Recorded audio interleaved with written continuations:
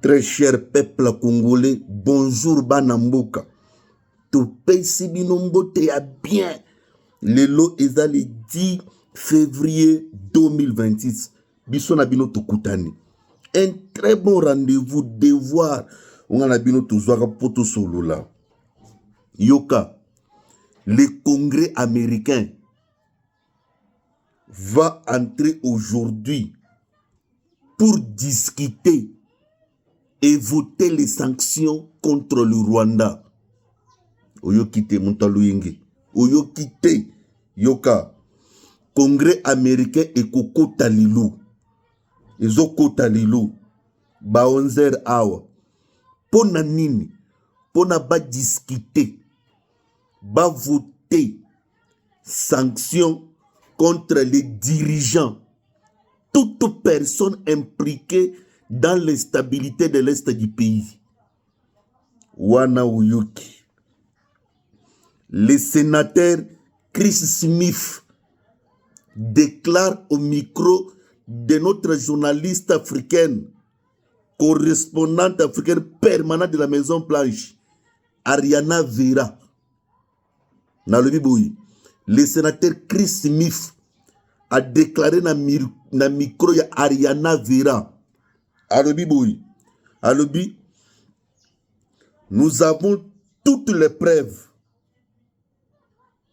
Yokan, Alobi, nous avons toutes les preuves et que nous savions déjà, Toyebaki déjà, que cet homme-là ne respecterait pas l'accord signé à Washington. Oyokite, Yokangaï. Le sénateur Chris Smith a déclaré dans le micro de Ariana Vera. Alobi que l'Américain, le Sénat américain, ils ont une preuve nyonso. Ya Rwanda, ndenga tinda basta ba boumaka na Est Congo. 2. Alobi li susuboy. Bango ba Américain ba yebaki déjà que Mutuana a co-respecté accord Rwanda et Washington le 4 décembre. Si Koyo Ariana Vera Tounier, qu'est-ce que les États-Unis vont faire? Alobi que non, les sanctions étaient envisagées et d'autres mesures pour imposer cet accord. Oyoki. Wana Oyoki. Wana siko Oyoki de. Sanction kota lelo. Dialogue à Luanda. Nalobi boy. Président Félix Tshisekedi azalaki lobi le 9 février 2026 na Angola na Luanda. Bakutani na Lorenzo, le président de l'Angola. Bakutani na Fornia Simbe. On peut dire le président ya Togo, médiateur choisi par l'Union africaine. Et puis azalaki na panel ya ba facilitateur ya de l'Union africaine. Ba les sekuno ba sanje les autres. Bakutani. Pona ba sulula. Yoka siko yokutana wana pona nini. Premièrement, vous savez que Lorenzo est le président de l'Union africaine. D'ici là, il va donner le commande au président burundais Evariste Ndayishimiye ndako koma mokonzi africain le 14 février awa dans 4 jours Ndayishimiye ndazozo ki bokonzi africaine. Maintenant pourquoi Bakutani? Bakutani a envie d'abord de préparer une réunion dans le but de préparer le 39e sommet des chefs d'État et de gouvernement de l'Union africaine. Bakutani d'abord pour que Lorenzo prépare tous les dossiers sensibles dans les régions des Grands Lacs que lui avait initié pour d'opposer à celui qui va les remplacer, Ndayishimiye. 2.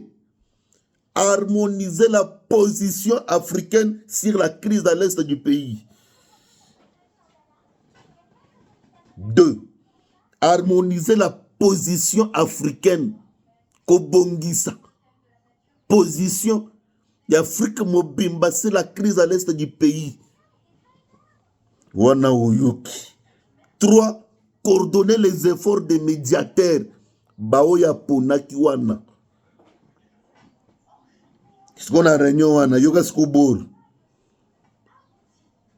Bor bimia liboso. Un cessez-le-feu inconditionnel. Wana nde bomaka bango. Babiboui. Un cessez-le-feu inconditionnel. Binora cessez-le-feu conditionnel est vérifiable. 2. Mener des consultations avec toutes les parties congolaises intéressées en vue d'un dialogue. Yoka. Mener des consultations avec toutes les parties congolaises. Yoka, c'est comme on a intéressé pour un dialogue apaisé. Mener des consultations avec toutes les parties congolaises. Intéressé. Yoka intéressé. Bazo s'intéresser pour un dialogue apaisé. Et ce dialogue-là qui sera organisé par les institutions de la RDC dans le respect de la Constitution. Et mener les consultations avec les partis congolais intéressés en vue d'un dialogue apaisé qui sera organisé par les institutions de la RDC tout en respectant la constitution de la République démocratique du Congo. Bokufi. Mais selon